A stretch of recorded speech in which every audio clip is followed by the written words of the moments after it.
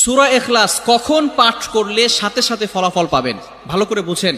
সূরা ইখলাস হচ্ছে পবিত্র কোরআনুল কারীমের ভিতরে ছোট সূরাদের ভিতরে অন্যতম একটি সূরা। তবে ফজিলতের দিক থেকে সূরা ইখলাস হচ্ছে গুরুত্বপূর্ণ ফজিলত, এবং এই সূরাটা এমন একটা সময় আল্লাহ পাক রব্বুল আলামিন নাজিল করে দিয়েছেন যখন আল্লাহ রাসূল সাল্লাল্লাহু আলাইহি ওয়াসাল্লাম দ্বীনের প্রচার করতে লাগলেন। এমন সময় আল্লাহ পাক রব্বুল আলামিন এক আল্লাহর দাওয়াত দিতে লাগলেন। তখন কাফেররা আল্লাহ রাসূল সাল্লাল্লাহু আলাইহি সাল্লামকে কোশ্চেন করলো যে, মুহাম্মদ, তুমি তো এক আল্লাহর দাওয়াত দাও, আমরা তো কোটি কোটি দেবতার পূজা করি, তারা আমাদের সমস্যার সমাধান করতে পারে না। তুমি যে আল্লাহর দাওয়াত দাও সেই আল্লাহ কয়জন এবং সেই আল্লাহর সন্তান আছে কিনা?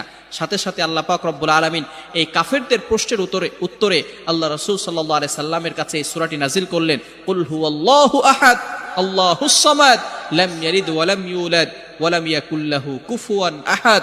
আল্লাহ পাক রব্বুল আলামিন এক, অদ্বিতীয়,